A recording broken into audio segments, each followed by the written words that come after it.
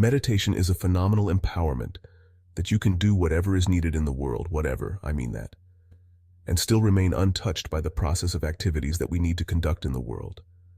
If you sit here, your body is here, your mind is there, who you are is a little away. This is the end of suffering, and this is meditativeness. Namaskaram, everybody.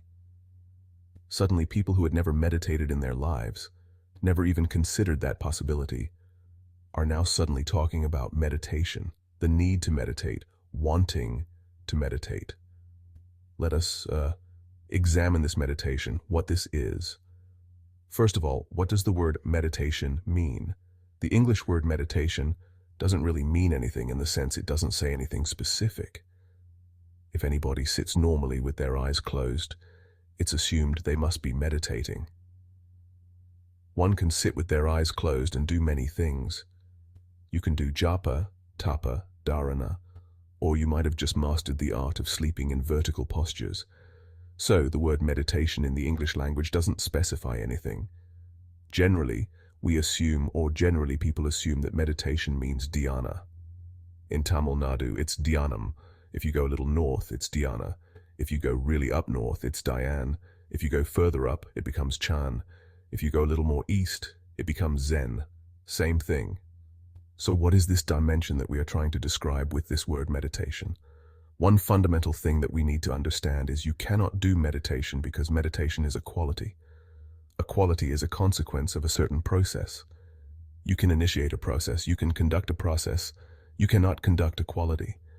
Quality is just a consequence. It is like you want flowers in your garden. You don't sit there and do flower meditation. You know what happened to the flower people. If you want flowers in your garden, you don't have to think flowers. You have to think soil, manure, water, sunlight. If you conduct this process of these ingredients properly, flower and fruit is a consequence. But today the world has become so goal-oriented. Because they're so goal-oriented, they are not interested in the soil, definitely not interested in the manure and all the other things, but they want flowers and fruit. If you want flowers without soil, manure, water and sunlight, well, you will have to settle for plastic flowers. Plastic flowers are very wonderful. Those who think of utility, it serves you in many different ways. It comes with a 5-year guarantee. Flowers are a nuisance. If you keep flowers in your house, you have to look at them at least 5 times in a day. What's happening? Are they thriving well or not? But if you keep plastic flowers in your home, 5 years guaranteed, unlike your life. So essentially, the dimension and the process that you're referring to as meditation is very life-oriented. When I say life-oriented, today largely you are material-oriented, or at the most mind-oriented, maybe emotion-oriented or physical body, which is material again. Largely, life has become like this. People's idea of life is, if someone says my life, you're supposed to understand they're talking about their job, they're talking about the economic condition in the country or in the world, about their car, maybe about their dog, sometimes about their husbands or wives. It could be anything, but the only thing that's truly life is what is throbbing in this. This is life. Rest are arrangements that we have made, hoping that these arrangements will allow us to enhance our life. Whether it's education, career, relationships, marriage, children, wealth, whatever, all these things one is after only in the hope that it will enhance our life. As you know, most people, instead of enhancing their life, largely get entangled with these accessories. Accessories have become larger than the life process. Well, I think in a very cruel way, the virus is bringing focus on the life. You suddenly understand your expensive home has become a prison. Your expensive car is as good as junk because you can't drive it, at least for some time. So now, naturally, a whole lot of people are asking all over the world how to meditate. What should I do? As I said, you cannot meditate, but you can become meditative because it's a quality. One cultivates their body, mind, emotion, and energies to a certain level of maturity. You will be naturally meditative 24 hours of the day. Meditation is not an impairment that if you're meditative, you have to close your eyes and be limited to one place. Meditation is a phenomenal empowerment that you can do whatever is needed in the world. Whatever, I mean that. Whatever is needed in the given situation, and still remain untouched by the process of activities that we need to conduct in the world. this empowerment, or without this empowerment, in fact, a human being is crippled, because if what you have to think, feel, understand, and act in the world is going to rub off on you in such a big way, naturally you will hesitate to do what is needed. Naturally you will avoid doing things that need to be done.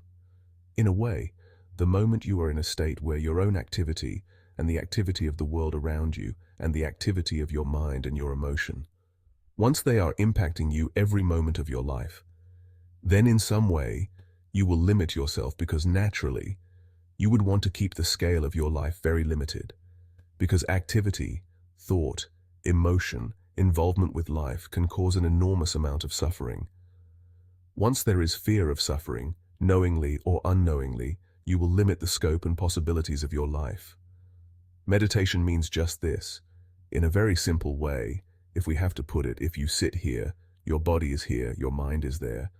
Who you are is a little away from these two dimensions of physical body and mental accumulations. These two accumulations of body and mind, if a little space arises between you and this is the end of suffering, and this is meditativeness. It's an extremely simple process, but a powerful tool. These three ingredients, your breath, your thought, and your awareness in the right combination, if you use them, your ability to use the mind and the body will be so greatly enhanced that you almost look superhuman for somebody else. But I'm telling you, this is human. This is not about being superhuman. This is about realizing being human is super. At this point in your meditation journey, you should start to feel a deeper sense of calm and focus. Allow yourself to fully immerse in the experience, letting go of any lingering thoughts or distractions. Remember, meditation is a practice, and with each session, you will find it easier to reach a state of tranquility.